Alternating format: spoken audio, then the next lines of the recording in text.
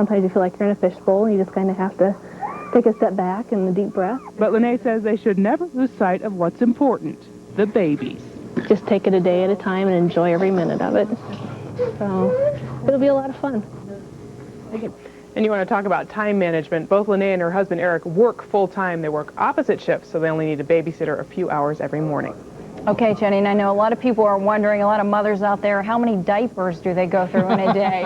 I asked that question, and actually it's about a pack a day, and that's about 26 diapers a day. Ooh, that gets expensive. At least she says they're a lot of fun. They are fun. All right, thanks, Jenny. Turning to other news tonight, an eastern Iowa man will be spending the rest of his life in prison. Today, a jury sentenced Stephen Kais to life in prison without the possibility of parole. Earlier this month, he was convicted of murder and arson. Kais' wife and son died in the deadly fire that he set last December. In Washington, D.C., for the first time in 12 years, the presidents of the United States and China held a summit meeting. And they are calling it a new stage in U.S.-China relations. It tops our look at world headlines tonight. President Clinton and Chinese President Jiang Zemin said they did not agree on everything. Clinton called on China to open its markets to U.S. goods and address the issue of human rights there. The two agreed to stop the spread of nuclear weapons technology. A jury in Cambridge, Massachusetts deliberated throughout the day again today in the so-called nanny murder case. No verdict, however, for Louise Woodward. She's accused in the shaking death of an 8-month-old baby in her care and maintains that she found the child after he was injured. Everything is in place for the jury to be picked in the second Oklahoma City bombing trial. Attorneys have interviewed more than 100 people now to find an impartial jury in the case against Timothy Nichols. He is charged as a co-conspirator in the deadly bombing. And back to Washington, D.C., where the head of the Federal Reserve, Alan Greenspan, was on Capitol Hill today discussing the economy and the stock market. Greenspan says the recent drop in the market could be a good thing. He says it could help slow the economic growth to a more sustainable pace. Afterwards, the New York Stock Exchange climbed 123 points in the Dow, but closed the day with an 8-point gain. And if you didn't know it already, Ames is considered one of the best places in the country to live. A new book rating small cities in the U.S. rates Ames second. The place rated first, Mount Vernon, Washington. Ames ranks high due to its low crime rate, good schools, and personal income. The east side of Des Moines metro area says it was left in the cold and dark after Sunday's big storm. The mayors of Altoona, Bondurant, and Pleasant Hill are not at all happy with Mid-American Energy these days. The mayors say crews did not respond to their power outages until Monday afternoon. The company says that's not so. If you are one of the folks out there still having problems with your power, you can call 252-6900 or 1-800-622-1003. When you could hear all the chainsaws out there today in the backyard, everybody's still out there working on the trees, and the snow is finally melting away, John. Yeah, we're just pretty much snow-free out there, the exception of some of the areas that had drifted and north side of some folks' yards and such. But tonight, we'll see temperatures continuing above freezing. That will help continue to melt the snow. In fact, some locations even slowly rising temperatures tonight. For tomorrow, pleasant, 56 degrees, some clouds, and maybe by late in the day, some very light rain showers headed into the area. But rain this time instead of snow. Looking forward to that. Thank you, John. Still to come tonight on News Channel 8 at 10, we'll show you how ginkgo leaves may soon help Alzheimer's patients. And Southern bells are no longer a distant memory. We'll show you why next.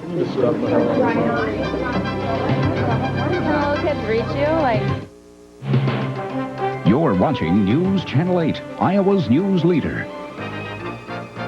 With Kevin Cooney, Jeanette Trumpeter, meteorologist John McLaughlin, and Heidi Soliday. Here are tonight's winning Powerball numbers, courtesy of KCCI and Carl Chevrolet Geo Ankeny.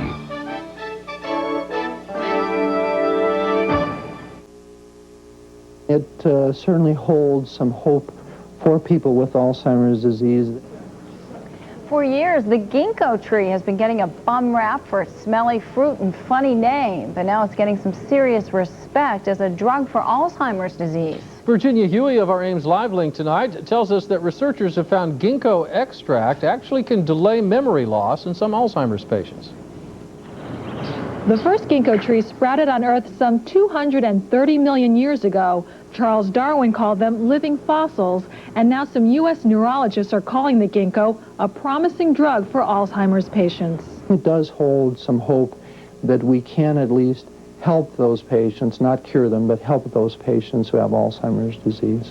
According to a new study published in this week's Journal of the American Medical Association, the extract of ginkgo leaves has a small but measurable effect on dementia. They had both early Alzheimer's patients and patients who were more severely affected. And they showed an improvement in both of the groups. But again, the improvement was a modest one. Ginkgo leaves contain several compounds, including antioxidants, which can help delay dementia. Researchers say the extract causes no significant side effects, and it can help stabilize Alzheimer's patients for up to a year.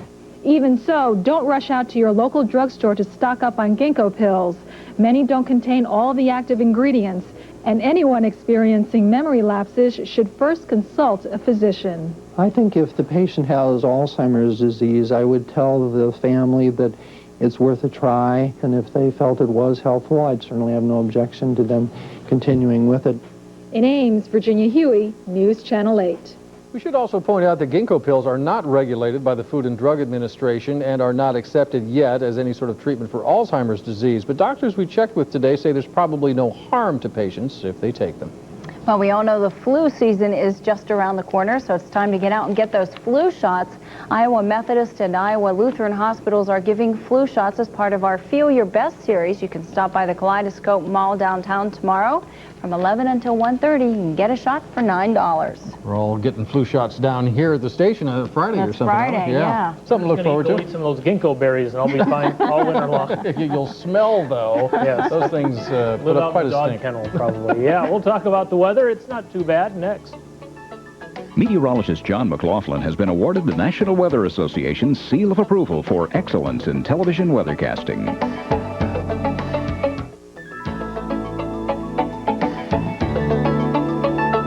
This News Channel 8 weather forecast is sponsored by your local Hy-Vee food stores.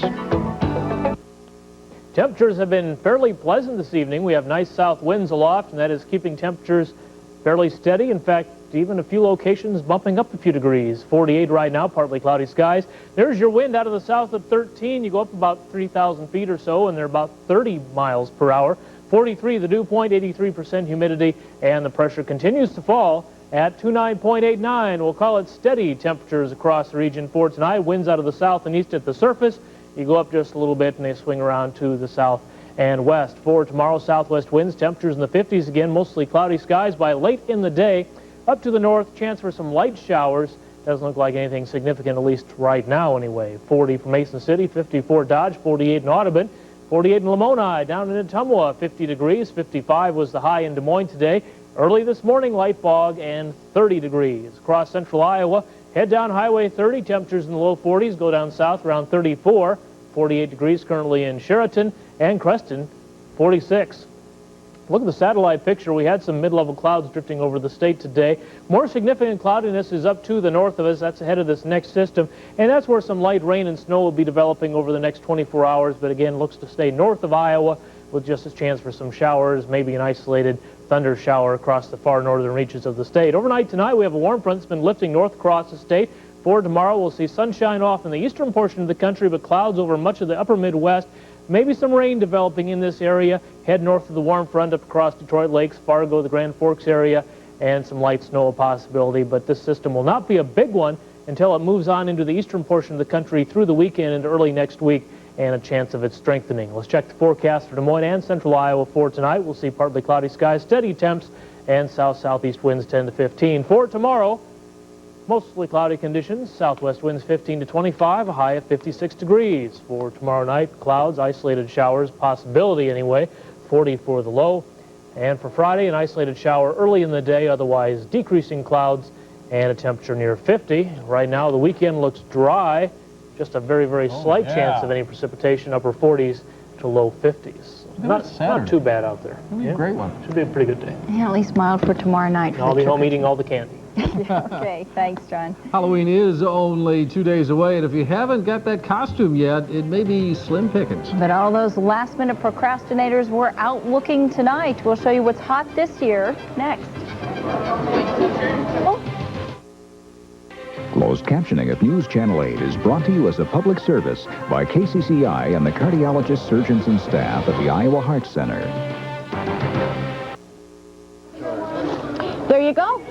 and enjoy your party. Thank you. Are you ready for Halloween? If you're like a lot of us, you haven't even picked out that costume yet. Beggars' nights and Halloween parties are just a night or two away. And so we sent News Channel 8's Martin Augustine out to find out what you're all going to wear, and he came back haunted by the experience. Inside the theatrical shop, Kathy Harkrader is the hardest working woman in the freak show business. Yes, this one is available? Yes, ma'am. Oh, he's got you. Okay. And what night is your party? Friday? For Kathy and everyone else, Also working wanted to here is like an elaborate game of fetch. Stars. Up the stairs we go again.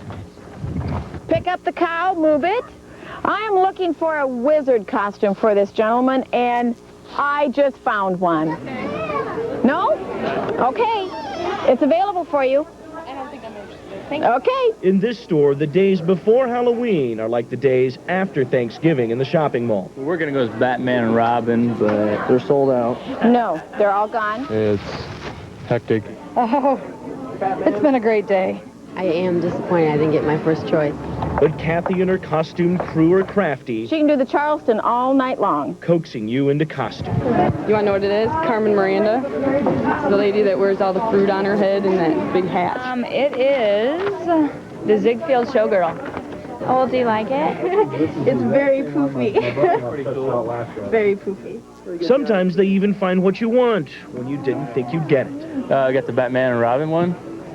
The old style. Oh, yeah, rock. The costume crusaders deliver again, 2 leprechauns right there. even though they could use a break. No questions, I'm going home. So are hundreds of others who, thanks to this place, will have a happy Halloween. Martin Augustine, News Channel 8. Is this where we came in? Yes. Batman's always big, and Martin tells us tonight that if there is one particular costume that's hot, it's probably already sold out. Well, a lot of kids are getting pretty anxious to go out trick-or-treating tomorrow night here in Des Moines and some other areas. Here are a few tips to make sure your beggars' nights are safe ones. All children should always be accompanied by an adult, especially the little ones. And it's a good idea to carry a flashlight or wear reflective clothing. Drivers especially need to be on the lookout for kids who can dart out from behind those parked cars. And of course, parents should always inspect the candy and treats to make sure they're commercially produced and sealed. Also, you might want to remember that you and your children can see much better if you avoid masks and use makeup instead. Just put the masks on before you get to the door. There you go. There's a good idea. Well, all right. The Cyclones put an end to one streak last weekend. This weekend, they hope to put an end to another one. And it's volleyball playoff time. We'll have the highlights from the area teams next.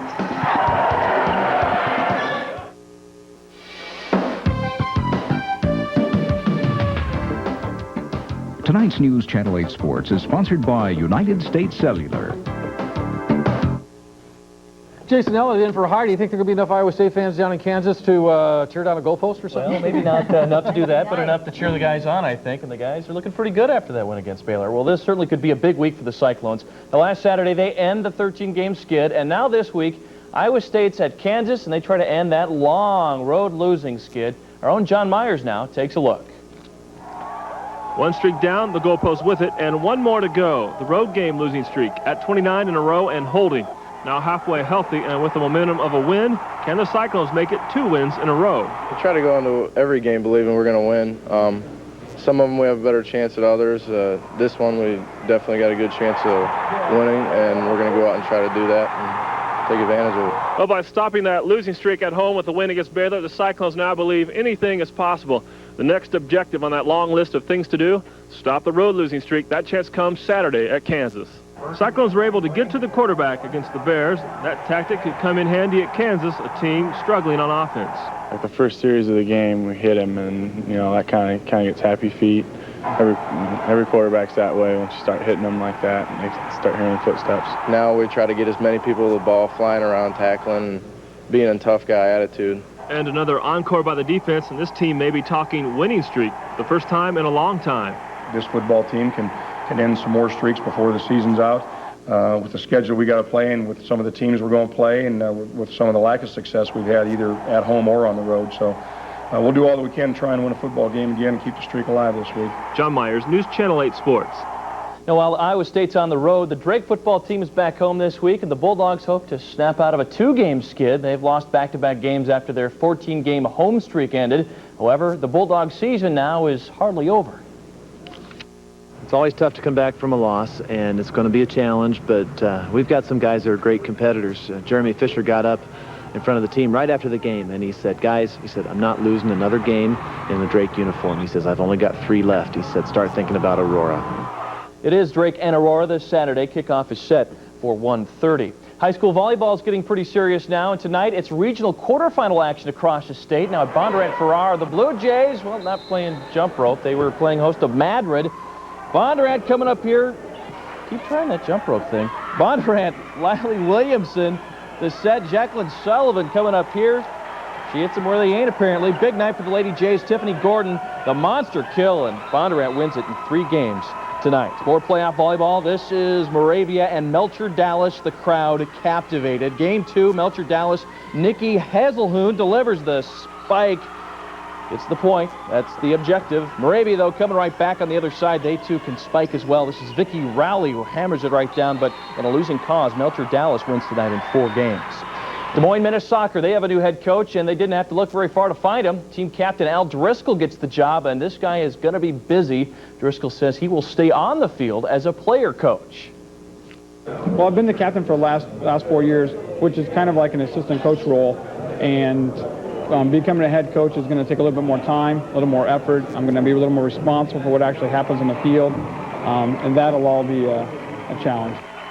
The Menace were 11-12 last year. Now, this sounds like another team up north is in trouble this time, the Minnesota Vikings. That's the team, and they are for sale. There's reportedly 4 out-of-state groups who want to buy the club. One group even made an offer. Meanwhile, the Vikes say it hopes to find some local buyers to keep the team in Minnesota. The Twins, of course, are going to move unless they build a stadium, so there is trouble up there. Okay. See what happens. Yeah. Thanks, Jason. We'll be right back.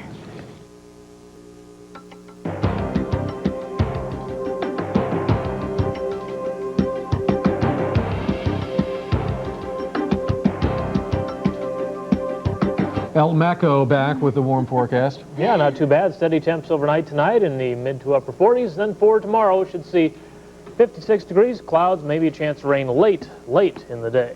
Get out those umbrellas for the trick-or-treaters. Well, as we mentioned earlier, tomorrow is Beggars Night in many areas, and that has a special meaning in the town of Madrid. That's where Steve Kennard and his family put up a huge light display in their front yard to entertain all the little ghosts and goblins. And if you'd like to drive by and see it, it's located at 614 East 2nd. They turn on the lights at 6:30, and they say it's really something to see in the nighttime. And they have all those sounds coming from the yard as well. And then they just change all those bulbs from red to green, and they're ready for Christmas. That's our news for now. Thanks a lot for being with us. Hope you have a great night, and we'll see you all again tomorrow. Good night. Interact with News Channel 8 on the World Wide Web at kcci.com. Internet services provided by DWX.